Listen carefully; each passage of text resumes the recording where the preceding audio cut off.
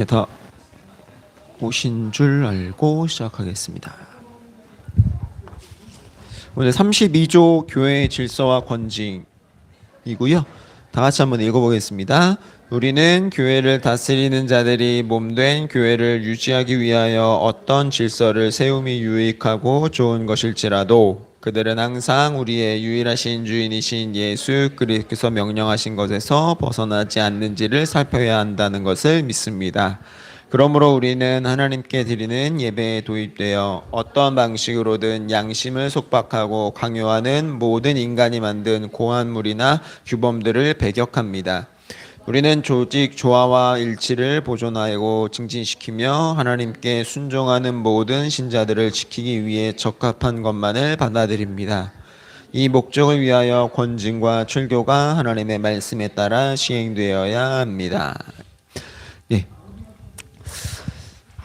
물론 그럴 일이 없어야겠지만, 네. 하지만 이제 뭐 사람이 사는 곳에 이제 문제가 안 생기리라는 법은 없고, 이제 이 문제를 어떻게 우리는 해결할 것인가에 대해 초점을 맞추는 부분에 대해서 일단 권징이라는 부분이 우리에게도 있다라는 걸 이제 좀 같이 함께 봤으면 좋겠고요. 이제 권징이라는 부분이 우리가 어떻게 교회가 이 권징이라는 걸 행사할 수 있게 되었나라는 배경에는 이제 우리가 너무나 잘 아는 이제 뭐 저번에도 말씀을 드렸지만 예수님께서 베드로에게 이제 약속을 하신 게 있죠. 이제 당신의 열쇠를 준다. 이제 물론 열쇠라는 표현을 하진 않으셨지만 땅에서 매면 하늘에서 매이고 땅에서 풀면 하늘에서 풀린다라는 예수님께서 이제 이 베드로에게 그걸 약속을 하셨죠. 제가 오늘도 그 PDF 여기 그 저희 교회 채팅방에 올려드렸으니까 참고하실 분은 참고하시고요. 이제 예수님께서 이제 교회 반석으로 세우신 베드로에게 이제 천국의 열쇠를 주시면서 이 열쇠가 이제 땅에서 이루는 것들에 대하여 하늘에서도 이루게 될 것이다라는 걸 약속을 하셨어요. 근데 이제 중요한 건 뭐냐면 이 약속이 뭐에 근거해서 어떤 부분에 근거해서 베드로에게 주어졌느냐라고 했을 때 바로 주는 그리스도시요 살아계신 하나님의 아들이십니다 라고 했던 이 베드로의 고백 위에 주어졌다라는 걸 잘 이해를 하셔야 돼요. 그러니까 이것은 그냥 단순히 베드로라는 사람이 어떠했기 때문에 주어진 게 아니에요.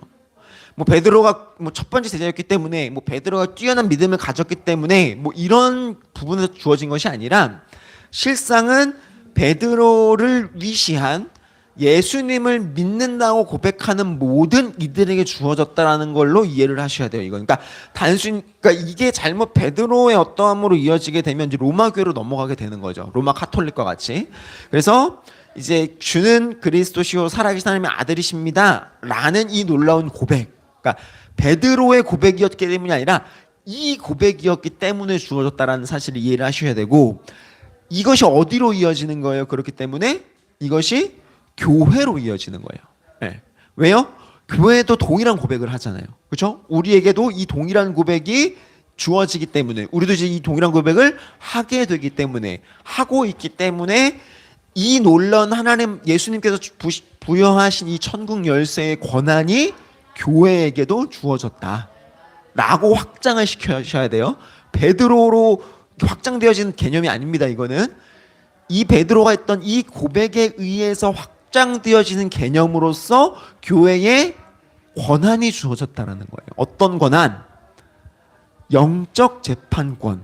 그러니까 좀 말이 되게 격한데 뭐 이제 영적으로 무언가를 이렇게 판단할 수 있는 권한이 주어졌다라는 거예요. 그러니까 물론 특징적으로는 교회의 직분자들, 우리가 지난주에 배웠던 장로들, 이제 목사와 장로에게 이제 특별히 주어지긴 했지만 이건 교회 전체에 주어진 권한이에요. 그러니까 목사와 장로라는 건 이제 위임을 받아서 당회를 구성할 수 있는 특정한 권한을 갖고 있는 존재일 뿐인 거지 그 권한은 어디서 온다? 교회에게서 온다라는 거예요. 그래서 베드로의 권세를 이어받은 이 교회에는 그리스도의 공의를 시행할 의무가 주어집니다. 뭘 시행할 의무가 주어졌다고요? 그리스도의 공의를 시행할 의무. 자, 왜요?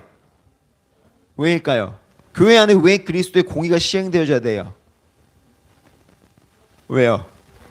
그 공의가 이루어지지 않기 때문이겠죠. 예. 다 이루어지고 있으면 굳이 시행할 필요가 없잖아요. 이 공의가 이루어지지 않은 어떠한 특정한 일들이 있을 수 있기 때문에 이 공의가 시행되어질 의무가 있다라는 거예요.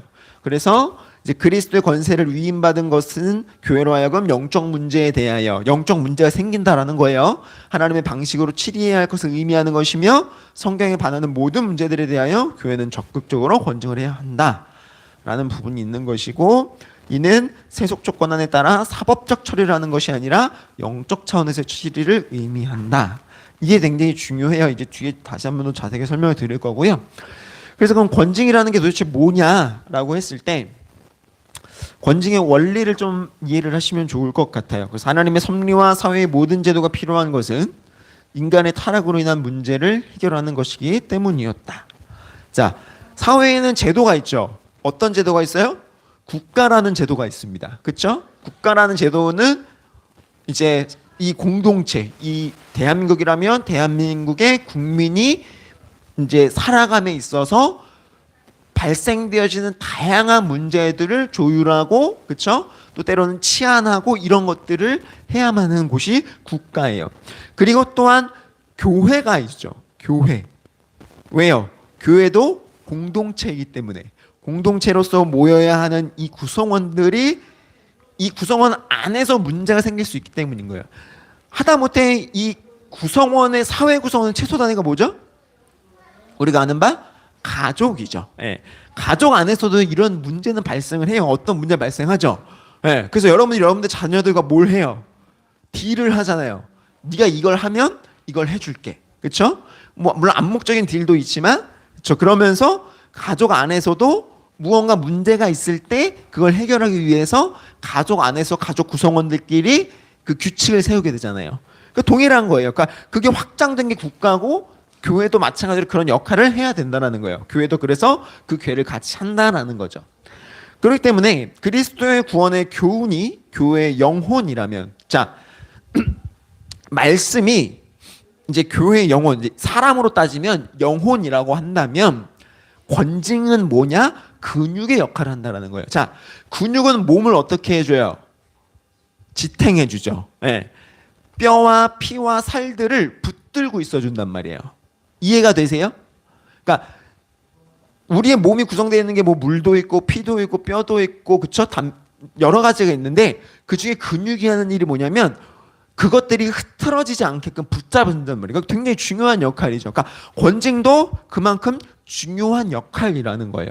그래서 이 근육에 의해서 몸의 지체들이 서로 결합이 되고 그 자리를 지킬 수가 있게 되는 거예요. 그러니까 있어야 될 자리에 있게끔 만들어 준다는 거죠. 권징이라는 건. 그러므로 권징이 없다면 교회는 유지가 될 수 없다.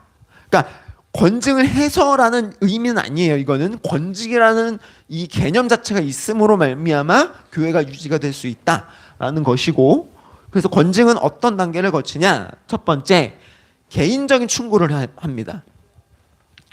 자, 어떤 형제가 잘못되었다. 그러면 다른 형제가 가서 은밀하게 가서 충고를 해요. 뭐라고? 너 잘못되었으니 그 길에서 돌아서라. 그쵸? 이걸 근데 주로 누가 한다?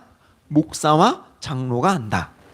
그런데 그렇게 충고했음에도 불구하고 그것들에 대해서 그 충고를 멸시하는 경우, 이제 개인적인 충고를 했음에도 불구하고 멸시하는 경우, 무시하는 경우에는 증인들 앞에서 2번 권고하고, 그리고 나서 교회의 법정, 그러니까 당회라고 불리는 장로 회의에 불러서 거기에서 공적인 권위로 더욱 엄중히 권면해야 한다. 네. 그럼에도 불구하고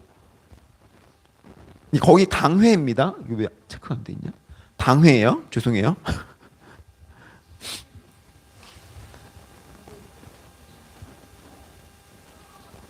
예, 그 B 1-2의 그 B의 권징의 단계들 거기서 두 번째가 당회입니다. 당회를 통한 권고.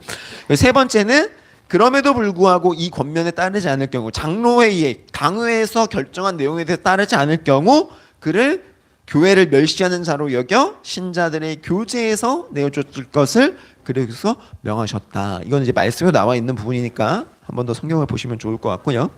그래서 권징의 목적은 뭐냐? 첫째, 더럽고 부끄러운 생활을 하는 자들을 그리스도인이라고 부름으로써 하나님을 불명예스럽게 하지 않도록 하기 위함이다. 자, 우리 십계명 중에 뭐가 있죠? 하나님의 이름을 망령 때 일컫지 말라라고 하는 십계명이 있잖아요. 그 내용이에요. 그러니까 더럽고 부끄러워. 그러니까 그리스도인답지 않은 생활을 하고 있는 자들이 자신이 그리스도인이라고 이야기하는 것에 대하여 금지하기 위해서 하는 거예요. 권징은 첫 번째 목적은. 근데 이것은 하나님 앞에 모든 행위는 평등하기 때문에 지위, 고하, 남녀노소를 불문하고 적용되는 부분이에요. 높은 권위를 가지고 있다 그래서 뭐 사회적 지위가 높다 그래서 교회 안에서 장로라 그래서 목사라 그래서 이걸 피해갈 수 있는 건 아닙니다. 두 번째, 흔히 일어나는 것처럼 선한 사람들이 악한 자들과 언제나 교제함으로써 타락하지 않도록 하기 위함이다. 무슨 말이에요?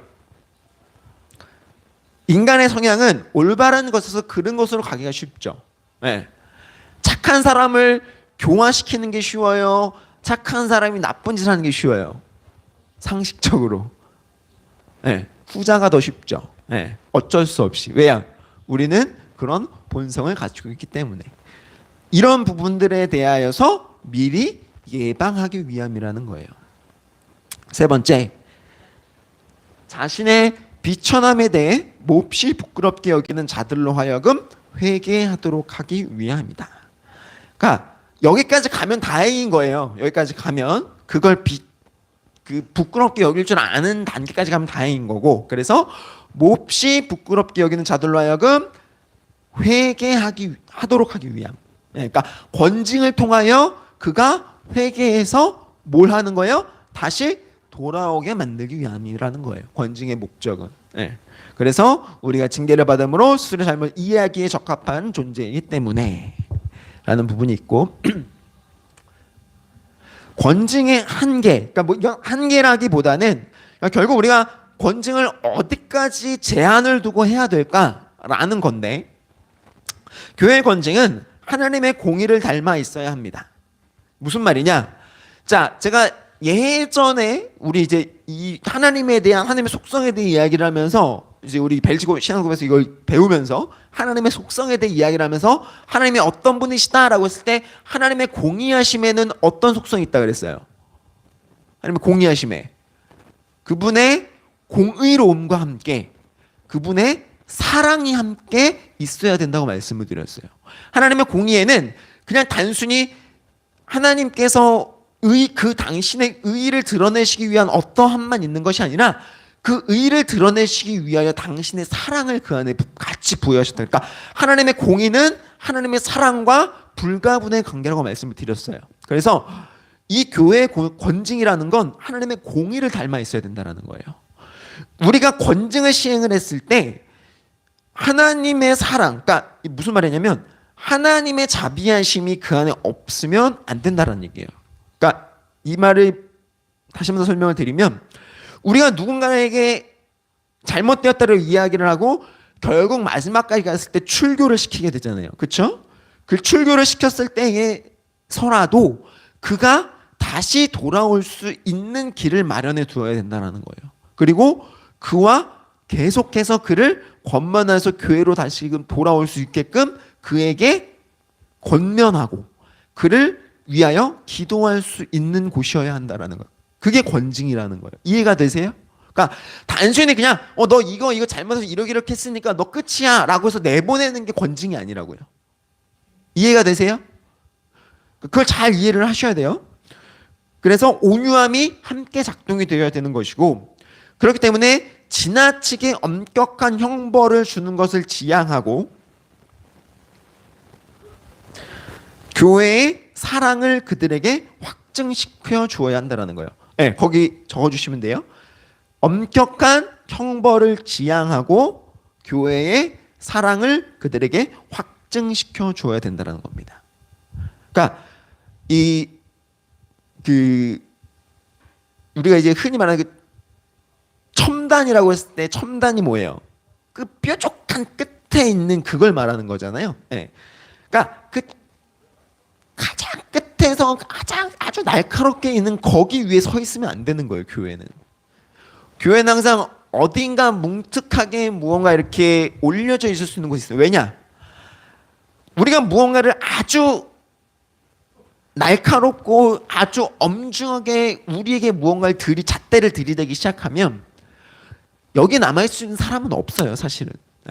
그러니까 우리가 권징을 시행은 해야 하겠지만 그럼에도 불구하고 그도 어쩌면 하나님께서 사랑하시는 하나님의 자녀일 수 있으니 그에게는 여지를 두고, 어떤 여지? 그가 하나님께 다시 돌아올 만한 여지를 두고 교회는 그들에게 어떤 방식으로 대해야 된다? 사랑으로 대해야 된다. 비록 권징은 할 수밖에 없을지 모르겠지만 이게 권징의 핵심이에요. 이게. 그러니까 아까 말씀드렸지만 우리가 권징을 해야 하는 것은 그가 그리스도인답지 않은 모습 때문인 거지 그의 영혼을 소멸시키기 위한 게 아니라는 거예요. 그걸 잘 이해를 하셔야 됩니다. 그래서 교회에서 쫓겨난 자들을 선택된 자의 숫자로 지워버리는 것처럼 하거나 그리스도에게서 떨어져 나가버린 이로 취급해서는 안 되며 이런 생각은 그들이 떨어져 있는 동안에만 적법한 것임을. 무슨 말이에요? 그들이 권징으로 말미암아 교회 안에서 떨어져 있을 때 얘만 이 권징은 유효하다라는 것을 잊지 않아야 된다라는 거예요. 그래서 권징이 필요한 모든 죄를 판단함에 있어서 징계의 수단에만 이입하여 자신의 뜻을 덧붙이거나 더 많은 재량권을 요구해서는 안 된다. 그러니까 우리가 자칫 권징을 하면서 거기에 잘못 이입되는 경우가 있어요. 네. 그래서 막 죽일 것처럼 권징을 하는 경우도 있을 수 있어요. 왜냐면 우리 사람이니까. 그렇죠? 이 사람 너무 잘못했고 너무 무언가 이렇게 말도 안 듣고 뭘 하다 보니 그렇죠? 왜냐면 몇 차례나 권면을 했는데도 말을 안 듣게 되면 출교를 하는 거잖아요. 결국은. 그런 단계까지 왔을 때는 결국 우리는 어떻게 해야 돼요? 우리가 거기에 감정을 너무 이입을 해서 자꾸만 이 잘못된 것을 판단하려고만 해요. 그러다 보니까 더 나아가서 막 내 감정과 또 막 더 격한 어떤 그런 상태에서 더 많은 것들을 부여시켜서 갑자기 권징을 시켜버릴 수도 있어요. 왜냐? 우리는 인간이기 때문에. 근데 그래서는 안 된다라는 거죠. 오직 각 사람의 행위의 성격만을 주님의 법에 따라 판단해야 된다. 우리나라 속담에 좋은 말이 있죠. 뭐 우리나라 속담은 아니긴 하지만 사람은 미워해도 죄는 미워해도 사람은 미워하지 말라. 네, 그 말을 잘 생각을 해보셔야 돼요. 그래서 권징을 시행하는 모든 과정과 이후에도 권징받는 이들을 위해 하나님께 간구하는 일, 기도하는 일을 중단해서는 안 된다. 권징으로 혹여 그가 출교되었을 때에 그 출교된 일을 위하여서 하나님께 끊임없이 기도하고 그가 다시 회개하고 돌아올 수 있는 길을 마련해 두어야 한다라는 것이고, 자, 그래서 이제 권징의 실제라고 했을 때, 뭐 이건 이제 역사적인 부분이라 그냥 빠르게 넘어가 볼게요. 그래서 로마 교회는 등장 이후에 서양 교회는 종교가 정치적 문제였고 종교인이 공무원. 무슨 말이냐? 종교와 국가가 분리가 되기는 했지만 실상 분리가 되진 않았어요. 중세 시대에는. 그래서 어떤 일이 벌어지냐? 로마 교회가 교도권, 가르치는 권한과 신품권을 사용하여서 이제 성례를 거행하는 권한이죠. 그래서 이제 요걸 죄에 대한 통제를 위해 내적 법원, 그러니까 아까 말했던 당회, 그렇죠? 교회 안에서의 이 법원에서 그 통치권을 갖고 있었는데 이걸 사용하려고 하다 보니까 이게 좀 오버한 거죠. 아까 이제 말씀드렸던 이제 오버해서 이입을 한 거예요. 그래서 뭘 어디까지 나아가냐면 이 입법권, 사법권, 간접권으로 구분된 외적 법원, 그러니까 국가가 해야 될 역할에 대해서까지 이곳에 부여를 요청을 한 거예요. 그러니까 교회에서 치를 하면 교회 안에서 끝내야 되는 일을 외적으로 끌고 나가버린 거예요. 그래서 사법적인 어떤 입법적인 이런 강제권을 가지고 발동을 시키기 시작했어요. 교회 안에서 어떤 권한들을. 그래서 막 사회 안에서 사회 활동 자체를 못하게 막아버린다거나 막 이런 일도 있었죠.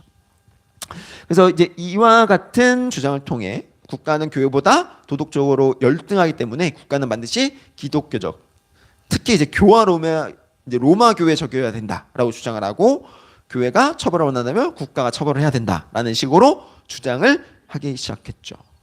하지만 근대로 넘어오면서 교회와 국가가 분리되었고 더 이상 교회에 이런 요청은 받으지 않게 된다. 그래서 이제 종교개혁 시대가 되죠. 종교개혁 시대에는 로마 교회에 대한 반대급부로 진행된 종교개혁 시기에 교회는 영적 권세와 세속 권세의 차이점, 그러니까 이걸 차이를 둔 거예요. 구분을 한 거예요. 영적 권세와 세속 권세의 차이점을 구별을 하기 시작하면서 두 권세가 양립해야 될 것을 결정했어요. 그러니까 이게 이제 웨스트민스터 총회의 그 길레피스라는 신학자가 주장한 부분이고, 그 이제 유명한 저서가 있어요. 아론의 쌍난 지팡이라는 저서가 있는데 이 책에서 이 이야기를 하죠. 왜 영적 권세와 세속 권세가 구분이 되어 있어야 되고 영적 권세, 세속 권세는 어떻게 서로를 보완해 갈 것인가? 요걸 이제 그 기록한 책이 있는데 이제 그런 것들을 통해서 이제 이 웨스트민스터 총회에서 이런 것들을 결정을 하게 되죠. 뭐 그냥 짧게 얘기를 드리면 이 웨스트민스터 총회에서 이제 어떤 그 독립된 교파 중에 하나가 이름 생각이 안 나는데 독립된 교파 중에 하나가 이제 그 성례 관한 문제였나? 아무튼 그런 걸로 인해서 갈등이 있었어요. 웨스트민스터 의회 그 총회에서. 그래서 이걸 해결하기 위해서 이제 총회 안에서 선거를 했는데 결국 그 독립파의 의견이 이제 다수가 아니니까 이제 받아들이지 않게 된 거예요. 그러니까 이 문제를 본인들은 하고 싶으니까 어떻게 했냐면 이거를 웨스트민스터 의회로 보내버린 거예요. 그러니까 의회가 이제 총회가 모일 수 있도록 이렇게 권장을 해줬거든요. 의회가. 그러니까 의회에서 이제 하는 건 아닌데 의회가 모일 수 있도록 권장을 해줬는데 이거를 갑자기 의회로 넘겨버리는 거예요. 이 안건을. 그러니까 이게 의회니까 어쨌든 총회보다 좀 더 높은 단계에 있다 보니까 그 이제 뭐 어떤 뭐 귀속돼 있는 건 아니지만 그러니까 그러다 보니까 이제 이 의회에서는 이걸 중재를 했어야 됐기 때문에 이 부분에 대해서 이제 그거를 이것도 가능하고 저것도 가능하게 해라라는 식으로 해버린 거예요. 뭐 이제 그런 것 때문에 이 문제가 불거졌었어요. 그렇기 때문에 그래서 이 영적 권세와 세속 권세를 구분하는 그런 일들이 벌어졌어. 그럼 이제 그건 뭐 나중에 뭐 또 기회 되면 설명을 드릴 거고요. 그래서 이제 교회의 권징은 시민적 교제에서 추방하는 뜻이 아니라 종교적, 교회적 교제를 제한하는 것을 결정한다. 이게 중요해요. 그러니까 시민적 교제라는 게 뭐냐면 사회 관계인 거예요. 그러니까 교회 안에서는 올 수 없지만 사회적인 관계를 제한하는 건 아니에요. 그러니까 개인적으로 만날 수도 있고 뭐 사회적인 관계를 맺을 수도 있다라는 거죠. 네, 그러니까 그 부분 잘 이해를 하셔야 되고, 그래서 이는 세속 권력으로 교회의 권징을 대신할 수 없고 그 반대도 마찬가지 뜻이다. 그래서 교회와 국가의 정치는 서로 다르며 각각의 정치는 존중받아야 할 것을 주장한다. 맨 마지막에 존중받아야 한다라고 기재해 주시면 좋을 것 같고, 요건 이제 빠르게 넘어가 볼게요. 그래서 이제 권징의 실제 조례, 제가 나온 대학원, 네, 이제 합신, 네, 조례 중에 이런 조례들이 있어요. 그래서 권징은 예수께서 그 교회에 주신 권리를 행사하여 그가 세우신 법도를 시행하는 것이다. 뭐 각 교회의 각급 치리회가 그 범죄한 교인과 직원과 작은 치리회를 권고하여 징계하는 것을 의미한다. 뭐 이런 식이고, 권징할 범죄는 뭐 주장의 행위에 있어 성경에 위반되는 것은 죄이다. 성경에 위반되는 것이 죄다. 11조에 보면 치리 관할 건, 이제 목사에 관한 사건은 노예 직할에 속하고 일반 신도에 관한 사건은 당회 직할에 속한다. 그러니까 목사도 잘못하면 출교될 수 있다. 그런 의미예요. 그래서 권징은 교회에 마땅한 의무이다. 그러니까 권징이라는 건 우리가 흔히 접하기는 어려운데 이런 것들도 있다라는 걸 잘 이해를 하시고, 이것 또한 여러분들의 마땅한 의무라는 사실을 잊지 말고 여러분들 잘 신앙생활 하셨으면 좋겠습니다. 수고하셨습니다.